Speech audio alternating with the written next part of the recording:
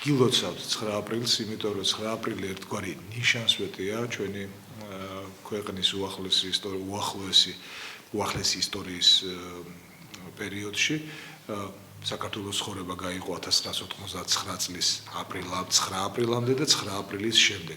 და აი 9 აპრილი იყო სწორედაც ზნეობრივი და მორალური გამარჯვება თითოეული ჩვენთაგანის და ჩვენი მშობლების თაობის და ჩვენი უფროსი თაობის, რომელმაც შემდგომ სათავე დაუდო პრაქტიკულად საბჭოთა კავშირის დაშლას და აი ადამიანების სისხლი იყო მსხვერპლი გაღებული საქართველოს მიერ ამ მეტად რთულ და ყოველგვარი გადაჭრილობები შეიძლება ითქვას ეკლიან გზაზე. რაც შეეხება გუშინდელ ქალაქის მერის სტუმრობას, პირველ რიგში დავიწყეთ პოზიტივით იმით, რომ მიუხედავად იმისა, რომ უმრავლესობამ დაახლოებით თვენახევრის წინ მხარი არ დაგვიჭირა ოპოზიციურ პარტიებს ხელმოწერების შეგროვება დადგენილი რეგლამენტით დაგროვილ შეკითხვებზე პასუხის გასაცემად ქალაქის მერის მოწვევისათვის საკმარისი რაოდენობა ვერ შეგროვდა და ამიტომ გადაიდო მისი მოსვლა, მაგრამ მაინც პოზიტივია რომ მოვიდა, იმიტომ რომ წინა ხელისუფლების დროს ჟურნალისტები თქვენს ვერ გაიხსენებთ იმ პერიოდს, როდესაც ქალაქის მერი სტუმრობდა საკრებულოს სრული ამ სიტყვის მნიშვნელობით გადაქცეული იყო ნოტარიუსად, რომელიც მხოლოდ და მხოლოდ რაღაც დაამოწმებდა ამა თუ იმ ჩინოვნიკის მაღალი რანგის გადაწყვეტილების მიღებ ნაციონალური მოძრაობის მესვეურების ქართული სიტყვა ხუშტურს, რომელიც თითოეული ჩვენთაგანის და ჩვენი ოჯახის წევრების და ჩვენი მშობლების ჯიბიდან ამოდიოდა ის გადასახადები უამრავი თაღ. კარგია რომ არ გაექცა ამ შეკითხვებს, თუმცა მე მაინც მაქვს უკმარისობის გრძნობა, იმიტომ რომ ჩვენ გარკვეულ შეკითხვებზე პასუხი ვერ მივიღე.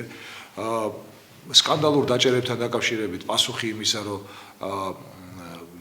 ოცნება აკავებს დამნაშავეებს, ოცნება არ არის პროკურატურა. დამნაშავეებს აკავებს ამას შესაბამისი სამართალდამცავი, ძალოვანი სპეციალური სამსახური. ეს არის ფაქტი. ეს არის სამწუხარო სტატისტიკა, რომელზეც ძალიან სერიოზული დაფიქრება მართებს ოცნებას და პრინციპში თუ ასე გაგრძელდა, ანუ აშკარა გარღვევა და ხარვეზი მენეჯმენტში, როდესაც შიდა მონიტორინგი არის, შიდა კონტროლი არის მოშლილი, ფაქტია რომ ეს კარგს არაფერს არ მოუტანს, თუმცა ეს მათი პრობლემაა.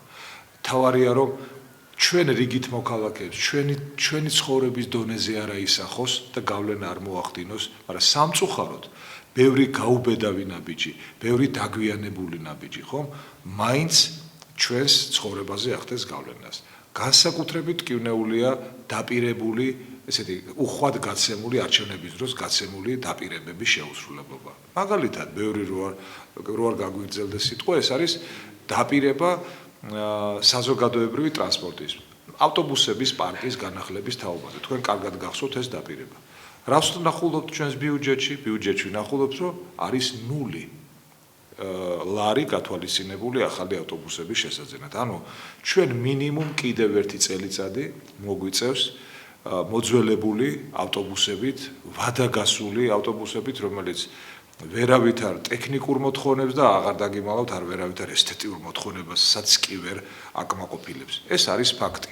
და არავითარი გამართლება არ აქვს, თქვათ, აპელირებას იმას, რომ იაპონური გრანტით მიზნობრივად იაპონელებმა გარკვეული გრანტის ფარგლებში გამოუყვეს თანხა და ეკონომიკის სამინისტრომ სთან ერთად ქალაქის მერიამ გადაწყვიტა, რომ იმ გრანტითვე შეიძინოს იაპონიის მიერ გამოშვებული ჰიბრიდული ტიპის შედარებით ეკოლოგიური 7 ცალი თუ არ ვცდები 7 ცალი ახალი ავტობუსი.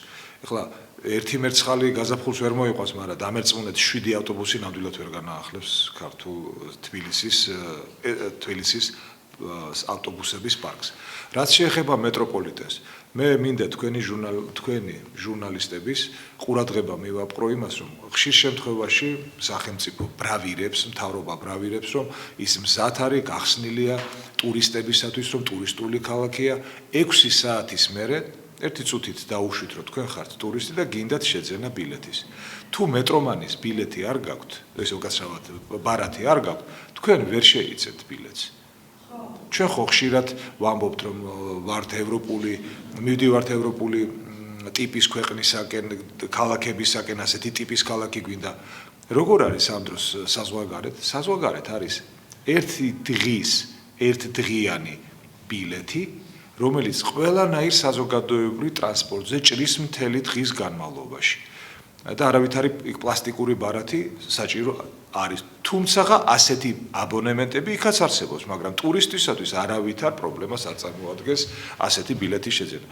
ან თუნდაც ავიღოთ ჩვენი აეროპორტი, რო ჩამოდის აეროპორტში, ღამე თქვენ იცით, რომ სამწუხაროდ ჩვენი აეროპორტი თურქეთის შიდა ასე თქვათ სივრცის ერთგვარ დანამატად გადაიქცეს. ძალიან სამწუხაროა და ძალიან სამწუხაროა ასეთი კაბალური ხელშეკრულება დაიდო, მაგრამ ფაქტია, რომ ღამის რეისები უფრო ხშირია ჩვენთან და ღამე, როდესაც 2 საათზე, 3 საათზე ჩამოდის ტურისტი ან ჩვენი თანამოქალაქე, მას ტაქსის გარდა არავითარი ალტერნატივა არ აქვს ქალაქის ცენტრამდე ჩამოსვლის, რომელიც საკმაოდ სოლიდური თანხა ჯდება. აღარაფერს ვამბობ ორმოულ შეკეთებაზე. დამერწმუნეთ, საკმაოდ თანხა გამოვყავით ჩვენ ორმოულ შეკეთებაზე. არის აშკარა ხარვეზი მენეჯმენტში. რა მაქვს გადელობაში? ის მავნე პრაქტიკა, რომ ჯერ ასფალტს აგებენ და მერე თხრიან, კვლავ გრძელდება. ალბათ თქვენს ხშირად მიგიქცევიათ ყურადღება, რომ ასფალტი არ გაციებულა და მეორე დღეს მოდის GVP თუ სხვა და აგებს და მერე თავიდან, ასე ვთქვათ, ჭყალებში ალატკავებს. სამწუხაროა, მაგრამ ეს პრაქტიკა გრძელდება, ვერანაირად ვერ მოხერხდა თბილისის მერიის და იმ კომუნალური სამსახურების განსახელმწიფოებრივი პრივატიზებული სამსახურების ხელშეკრულების გადასინჯვა, რომელიც დაარეგულირებდა ამ პრობლემას. ეს ახალად დაგებული ასფალტი და გადათხრილი ასფალტი, ეს არის ჰაერში გასროლილი თანხა. აღარაფერს არ ვამბობ ყვითელ მიკროავტობუსებზე, როდესაც ამ ბოლო დროს, ეს არის ძალიან დიდი სკანდალური თემა იმ თვალსაზრისით, რომ ყველაფერს რომ მართლაც საზღვარი აქვს და ამ მიზნით ახლა რა განცხადებასაც გავაკეთებ, გუშინ წინ მე უკვე ოფიციალურად გაუგზავნე ქალაქის ტრანსპორტის საქალაქო სამსახურს წერილი, რომ მივიღო პასუხი, რომელსაც თქვენ აუცილებლად გაგაცნობთ ამაზე, ცალკე სპეციალური ბრიფინგი იქნება. თუმცა შინ არ სახლავე გეტყვით, რომ ეს არ იყოს ემოციაზე დაფუძნებული, არამედ ფაქტებზე. მე მაინტერესებს არის თუ არა მოქმედ რეგულაციასთან შესაბამისობაში გაზზე გადაყვანა. მე მინდა გითხრათ, რომ გაზზე გადაყვანის პროცედურა რეგულირდება შარშან 15 იანვარს საქართველოს პრემიერის ბატონ ირაკლი ღარიბაშვილის მიერ გადამტკიცებული თავიდან გადაამტკიცა რეგლამენტებით და თქვენ შეგიძლია წაიკითხოთ, იქ არის მთელი ჩამონათვალი თუ რა პროცედურა უნდა გაიაროს კერძო პირმა ან იურიდიულმა პირმა კერძო კომპანიამ, როდესაც მას თავისი ავტომობილის გაზზე გადაყვანა უნდა. ჩემს ხელთ არსებული ინფორმაციით ამ მანქანაში არის შეცვლილი ძრავები, ელიავას ბაზრობაზე შეძენილი ძრავები, რომელიც შემდგომ გადაყვანილია გაზზე და ამ მანქანას ზარის ქვემოთ თვითმფრინავ პერშინგივით ამოდებული აქვს, ესეთი რაკეტებივით ამოდებული აქვს აერი ბალონები. ეს არის კატეგორიულად დაუშვებელი, ეს არის მოსიარულე ნაღმი, მოსიარულე ბომბი. თუ გავითვალისწინებთ იმას, რომ თბილისის მერიამ ვერაფრით ვერ მიაღწია გადასინჯვას ხელშეკრულების ყვითელ მიკროავტობუსებთან, რომელმაც წინა ხელისუფლების დროს იყო კაბალური და არის ცალმხრივი, მხოლოდ და მხოლოდ ყვითელი მიკროავტობუსების მფლობელების ინტერესებზე მორგებული ხელშეკრულება და ჩვენ ამას გავასაჯაროებთ და ცალკე მიუძღვნით ამას ბრიქის, ეხლა კი მარტო მხოლოდ იმას გეტყვით, რომ მთელი მოვალეობა და მთელი უფლება და მთელი პასუხისგებლობა დაკისრებულია მძღოლზე, ერთი გვერდნახევარი, ორი გვერდია ჩამონათვალი, ხოლო ყვითელი მიკროავტობუსების მფლობელ კომპანიის ვალდებულება ოდენ 4-5 პუნქტით ამოიწურება. ამიტომ ეს კარგს არაფერს არ მოიტანს და სწორია, როდესაც ჩვენ ამის თაობაზე ვტეხავთ განგაშდა, სწორია რომ თქვენ ჟურნალისტები თქვენი მეშვეობით ჩვენ ვაწყდით ამ ინფორმაციას ჩვენს თანამოქალაქეებს. დამერწმუნეთ იმ მიკროავტობუსში, რომელსაც ქვემოდან ამოდებული აქვს ეს გაზის ბალონები, მე ყველასთან თხოვნა მექნება რომ თავი შეიკავონ ასეთი მიკროავტობუსით მგზავრობისაგან. მით უმეტეს ხანძრის გარჩენის შემთხვევაში მე მინდა თქვენი ყურადღება მივაყრო მარჯვენა მხარეს ორი კარები აქვს ამ ყვითელ მიკროავტობუსს. ერთი ასასვლელი ჩამოსასვლელი, ხოლო მეორე ესეთი გასასრიალებელი, რომელიც არის ავარიული კარები, ესე იგი ხანძრის შემთხვევაში რომ სწრაფად დატოვოს შიგსხდომმა და მდგომმა ადამიანებმაც, რაც თავისთავად არღვევა სალონი. ეს კარები გაუქმებულია და იქ სკამია ჩამატებული. აღარაფერს ვამბობ, რომ ხანძრის შემთხვევაში რეგულაცია ავალდებულებს, რომ ყოველ ტაქსის მიკროავტობუსში იყოს სპეციალური პატარა ჩაქუჩი, ესეთი წაწვეტებული წვერი, წვერწამახული წვერით, რომ ხანძრის შემთხვევაში შეგეძლოთ ჩაამტვრიოთ მინა, რომ სწრაფად დატოვოთ, იმიტომ რომ მინის ჩამტვრივა ცოტა რთულია, ის ნაწრთობი მინაა და ეს ჩაქუჩებიც არ არის. ანუ უსაფრთხოების ყოველგვარი ნორმა არის მოხსნილი. გარდა ამისა, მეტად მტკივნეული, ცალკე მტკივნეული საკითხი არის მიკროავტობუსის ზღოლებთან გაფორმებული ხელშეკრულება და მე შემიძლია ხმამაღლა და გაბედულად თქვა, ჩვენი ყვითელი მიკროავტობუსის ზღოლები არიან თანამედროვე 21 საუკუნის ტრაფიკინგის მსხვერპლი. ისინი მუშაობენ თითქმის ყოველ დღე, თუ არ ჩათვლით რამდენიმე დღის გამოკლებით, საჭესთან არიან დაახლოებით 12 საათი, თუ არა 14 საათი. ბოლო გაჩერებებზე ადამიანური ელემენტარული შესვენების პირობა არ გააჩნიათ, ხელის გადაბანის საშუალება აღარ გავაგრძელებ კიდე სხვა სანიტარულ პრობლემებზე და შესატანი აქვთ ყოველდღიური თანხა, უზარმაზარი თანხა და მფლობელმა კომპანიამ, თქვენ იცით რომ საწვავი რაღაც გაიაფდა ამ ბოლო დროს და აი ეს გაიაფებისგან წარმოშობილი 15 ლარისგან, რომლის გაიაფებაშიც ამ კომპანიას არავითარი წვლილი არ მიუძღვის, 3 ლარი დაავალდებულა, რომ გაეზარდა ყოველდღიური შენატანი მძღოლს. ეს არის უსინდისობა, იმიტომ რომ მოგებაში რო უხტება წილში, ხო? მაშინ როცა ძვირდებოდა საწვავი, რატომ 1 ლარი მაინც არ მოუკლო ამ კომპანიამ ყოველდღიურ შენატანს? ესე იგი რა გამოდის? უკმაყოფილოა მძღოლი, უკმაყოფილოა მგზავრი. ვინ არის კმაყოფილი? კმაყოფილი არის მხოლოდ და მხოლოდ ყვითელი მიკროავტობუსის კომპანია. აი სწორედ ეს არის სადავო თბილისის მერიასთან, რომ ვერ შეძლო აი ამ ხელშეკრულების გადასინჯვა. ისევე რომ ვერაფერი ვერ მოუხელხა City Parks. აი უბრალოდ თქვენ შეგიძლია ტელეფონი აიღოთ და City Park-ის ცხელ ტელეფონზე დარეკოთ 3-5-იანი 1-2-3 ეს ტელეფონია და თხოვოთ რომ თქვენ სტუმარი ჩამოგდით. ნუ მაგალითად ბათუმიდან ან ქუთაისიდან რა აქვს მნიშვნელობა და ერთი დღით გჭირდებათ ერთდღიანი საშვი. იცით პასუხს რას მიიღებთ? პასუხს მიიღებთ რომ ერთკვირიანი საშვი აიღეთ უგნებოთ. ანუ ერთდღიანი საშვიც არა აქვს City Parks. აი ამის მოხერხებას, ხო?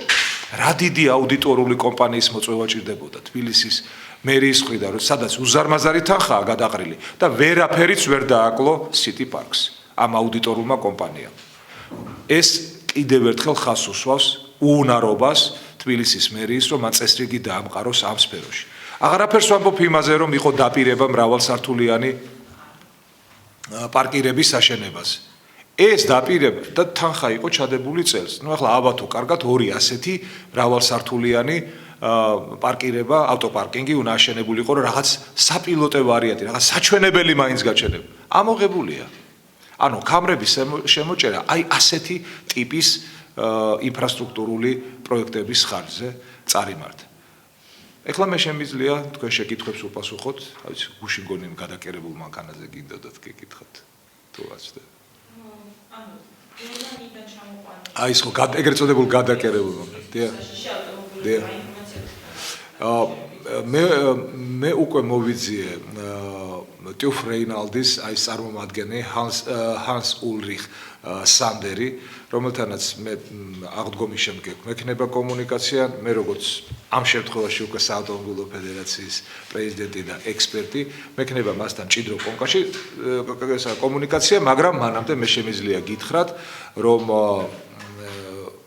აი თქვენთან ჩავატარე პრესკონფერენცია, სადაც ასეთი ფრაზა ვთქვი, უკაცრავად რომ ჩემი ეს სიტყვა ციტატად მომაქვს ბოდის ვიხდი, რომ საქართველოს ემუქრება საფრთხე, რომ გადაიქცეს ევროპის დიდ ელეავას ბაზრობა, დაშლილებად.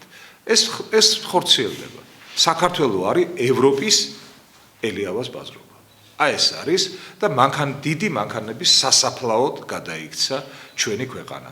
იმიტომ რომ არავითარი სტრატეგია ქვეყანას ავტოპარკის გაახალგაზრდავების და თქვათ ასაკის შემცირების არ გააჩნია. ხრების აჩეჩვა მხოლოდ იმაზე რომ აბა რა ვქნათ და ხალხს უჭირს ხომ? მაშინ მოდი ავიჩუყოთ გული და მაშინ დაუშვან ვადაგასული წამლების შემოტანა. ნუ რა ქნას იმ ადამიანმა ხო უნდა იშოვოს არა? მაშინ დაუშვათ ვადაგასული სურსათის შემოტანაც. იცით რა არის? არ შეიძლება ამომრჩევლის გულის მოგება ასეთი ფორმით. არ შეიძლება. ასე აკეთებდა ნაციონალური მოძრაობა და ასე აგრძელებს ქართული ოცნება. ძალიან სამწუხაროა, რის ხარჯზე თითოეული ჩვენთაგანის სიცოცხლის და ჯანმრთელობის რისკის ხარჯზე. ერთი თემა არის თქვენთვის ცნობილია ეგრეთ წოდებული ავტომობილის ცხვირების ჩამოტანა, ანუ იმ გადაჭრილი ავტომობილების ჩამოტანა, რომელშიც მეტნაკლებად ნორმალური ძრავი დევს, ნორმალური თქვათ კოლოფიდებს გადაცემათ და წინ ამ ავტომობილის რაღაც სათუნუქე ნაწილები მეტნაკლებად გამოსადეგია იქ ბამპერი, კაპოტი, ფარები, რადიატორი, რაღაცები. მაგრამ მეორე თემა ამ ნარჩენისაგან ახალი სატრანსპორტო ერთეულის აწყობა. ეს არის ყოვლად დაუშვებელი და ეს არის მე მივაჩნია კრიმინალი, რომელსაც სახელმწიფომ ყურადღება უნდა მიაქციოს, თუმცა აქვე დავძენ რომ ასეთი შემთხვევები მე პირადად არ მსმენია. თუ არის ალბათ ამას ერთეული შემთხვევა აქვს და სანამ სახელმწიფო გაინძრევა და რაღაცას იზამს, თქვენი მეშვეობით მე მიმართავ ყველა ავტომობილის ყიდველს, რომ მეტი ყურადღება გამოიჩინოს ავტომობილის შეძენის დროს და ძალიან, ასე იგი, სკრუპულოზურად შეამოწმოს არ არის რთული ასეთი ტიპის ავტომობილის ეგრეთ წოდებული გადაკერებული ავტომობილის აღმოჩენა. როგორც კი მოთხოვნა აღარ იქნება ასეთი ავტომობილზე დამერწმუნოთ ეს თითქმის ავტომატურად დარეგულირდება, მაგრამ მანამდე სახელმწიფომ თავის სიტყვა უნდა თქვას. მოქმედი კანონმდებლობით სხვადასხვა ნაწილებისაგან აწყობილი სატრანსპორტო საშუალების რეგისტრაცია არის აკრძალული. კეთილი ინებოს ხელისუფლებამ და თავისივე გამოცემული რეგულაცია დაიცვას. აი ეს არის მაგისი წამალი.